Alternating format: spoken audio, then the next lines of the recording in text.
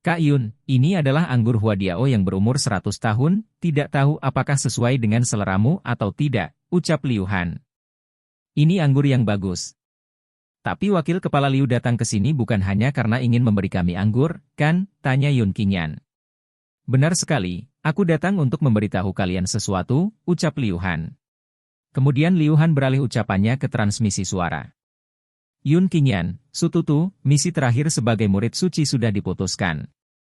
Misinya adalah menang juara pertama dan kedua dalam kompetisi akademi tahunan. Scan beralih ke 3 hari kemudian. Maju. Hajar. Bagian tersulit dalam memenangkan kompetisi adalah seluruh murid dan guru boleh berpartisipasi. Tingkat rata-rata seorang guru adalah tingkat ke-9 dari alam Yue Jing. Periode kompetisi total 2 bulan, dibagi menjadi 3 babak. Babak pertama adalah kompetisi murid luar, dan 10 pemenang teratas dapat mengikuti kompetisi murid dalam perguruan. Babak kedua adalah di mana 10 besar dalam kompetisi dalam bersaing dengan semua murid elit dan guru yang berpartisipasi untuk memilih 10 besar untuk putaran ketiga. Menurut pengaturan kepala perguruan, Yun Qingyan mulai di kompetisi luar dan Sututu mulai di kompetisi dalam, jadi aku mengatur dia untuk pergi ke tempat lain terlebih dahulu. Kepala perguruan tidak membatasi kamu kali ini, jadi kamu bisa melakukan apapun yang kamu inginkan, tetapi syaratnya adalah kamu tidak boleh berpartisipasi dengan status murid kelas jenius, melainkan sebagai murid biasa, ucap Liu Han. Baiklah, jawab Yun Qingyan. Jika misi berhasil, kalian tidak hanya bisa menjadi murid suci. Salah satu dari kalian juga akan memenuhi syarat untuk masuk ke Goa Api Lotus, ucap Liu Han. Goa Api Lotus, ucap Yun Qingyan terkejut. Baiklah, semoga kepala perguruan tidak mengingkari janjinya, lanjut Yun Qingyan tersenyum. Tentu saja, ucap Liu Han. Peserta selanjutnya nomor 75, Yun Qingyan, ucap seorang juri. Wakil kepala Liu, kita sambung lagi nanti. Yun Qingyan turun ke bawah. Giliranku, ucap Yun Qingyan. Nomor 75 Yun Qingyan menang dan melanjutkan ke babak berikutnya. Nomor 75 Yun Qingyan lanjut ke babak berikutnya. Yun Qingyan lanjut ke babak berikutnya. Wah, siapa itu Yun Qingyan? Dia memenangkan 10 babak berturut-turut? Kenapa orang sehebat dia bisa diatur untuk masuk ke tim luar? Ucap orang-orang. Iya, aku juga ingin tahu kenapa kepala perguruan mengeluarkan aturan seperti itu. Tidak hanya lawan yang lemah, tetapi persaingannya sangat lambat, hanya buang-buang waktu saja, gumam Yun Qingyan. Yun Qingyan, ternyata kamu di sini, teriak seseorang. Yun Qingyan. Kamu pengkhianat klan, berlutut dan minta maaf sekarang, lanjut orang tersebut. Klan? Pengkhianat? Minta maaf? Apa mungkin kamu adalah Yun Hai dari kerajaan keluarga Yun yang berlatih di perguruan Singkong? Tanya Yun Qingyan. Untuk mengalahkan murid tidak berguna sepertimu, tidak perlu sampai Kak Yun Hai turun tangan, ucap orang itu. Guru Mo, bolehkah aku bertanya apakah aku dapat menantang Yun Qingyan untuk bertarung hidup dan mati lebih awal dari jadwal?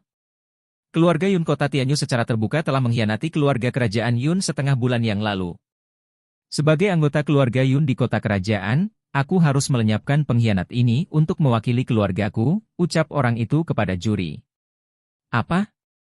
Bagaimana bisa keberanian keluarga Yun Kota Tianyu sebesar ini sampai berani mengkhianati keluarga Yun Kota Kerajaan?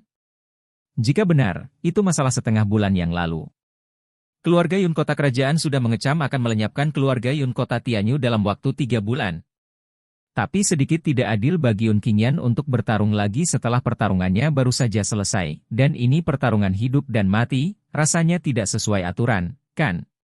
Benar, lawannya adalah Yun Fei. Salah satu dari 10 master tingkat teratas dalam kompetisi luar perguruan, usianya baru menginjak 18 tahun, tapi sudah di level 2 alam Yue Jing, ucap orang-orang. Pertarungan hidup dan mati melanggar aturan kompetisi, tetapi Yun Fei melakukannya untuk membereskan kekacauan keluarganya, jadi dimungkinkan untuk membuat pengecualian. Tapi kamu harus mendapatkan persetujuan Yun Qingyan untuk bisa melakukannya, ucap juri itu. Yun Qingyan, apa kamu bersedia? Kamu tidak perlu menjawab dengan terburu-buru, aku memberimu waktu 10 detik untuk memikirkannya, setelah 10 detik, jika tidak keberatan, kamu akan dianggap setuju, tanya juri itu kepada Yun Qingyan. Aku. Belum sempat Yun Qingyan menjawab, perkataannya dipotong oleh juri tersebut. Baiklah.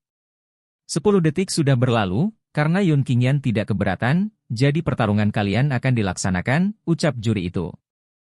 Apakah kalian berdua diam-diam berencana untuk melawanku, gumam Yun Qingyan. Pertarungan hidup dan mati antara nomor 8 Yun Fei dan nomor 75 Yun Qingyan, sekarang. Dimulai, ucap juri itu. Pertarungan Yun Qingyan dan Yun Fei pun dimulai. Hehe, Yun Qingyan. Matilah, ucap Yun Fei. Apa? Yun Fei menggunakan pedang cahaya biru? Hehe, ini adalah pedang tingkat raja. Pertarungan kali ini bertaruh hidup dan mati, tapi hasilnya hanya sia-sia saja, ucap orang-orang. Yo, pedang tingkat raja. Pedang membelah langit dewa, ada yang ingin menantangmu, ucap Yun Qingyan kepada sarung pedang.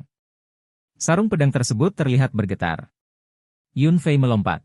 Yun Qingyan, hari ini aku akan melenyapkanmu dari kota ini, ucap Yun Fei. Yun Qingyan menangkap pedang Yun Fei dengan 2 jarinya saja. Ditangkap hanya dengan menggunakan 2 jari saja, ucap Yun Fei terkejut. Jika bukan karena pedangmu yang masih berguna, 2 jari saja sudah terlalu banyak, ucap Yun Qingyan. Pedang membelah langit dewa, ambillah, ucap Yun Qingyan. Sarung pedang Yun Qingyan mengeluarkan auranya. Tiba-tiba pedang Yun Fei terselimuti aura sarung pedang Yun Qingyan.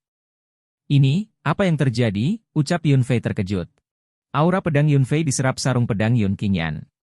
Kamu mau tahu? Tanya Yun Qingyan. Tanya saja di neraka, lanjutnya sambil memukul perut Yun Fei. Yun Fei terpental. Yun Fei pun mati. Yun Fei di level 2 alam Yuejing ternyata kalah oleh Yun Qingyan dalam sekali pukulan. Dan dia hanya menggunakan jarinya untuk menghentikan pedang tingkat raja. Kekuatan macam apa yang dia miliki sebenarnya, ucap orang-orang terkejut. Entah kekuatan dan level apa yang Yun Qingyan miliki. Kamu tidak seharusnya mengalahkan Yun Fei meskipun kamu percaya jika kamu mampu membunuhnya, ucap juri itu. Apa kamu tidak tahu jika di perguruan dilarang melukai dan membahayakan nyawa orang? Tanya juri itu menunjuk Yun Qingyan. Tidak boleh membahayakan nyawa orang? Mo Yun, apa kamu lupa jika aku dan Yun Fei bertarung untuk hidup dan mati? Tanya Yun Qingyan. Bagaimanapun juga, kamulah yang memulai pertarungan ini, lanjutnya. Yun Qingyan, aku mendakwamu atas pembunuhan, dan kamu masih berani menantangku? Kelihatannya aku harus menggantikan perguruan tinggi Singkong untuk membereskan ini. Ucap juri itu bernama Mo Yun. Tiba-tiba Mo Yun dipukul wajahnya. Membereskan mayat, kan? Kamu benar sekali. Penegak hukum pengecut sepertimu ini tidak berani mengakui kesalahan apa yang sudah kamu lakukan. Memang harus dibersihkan, ucap Yun Qingyan.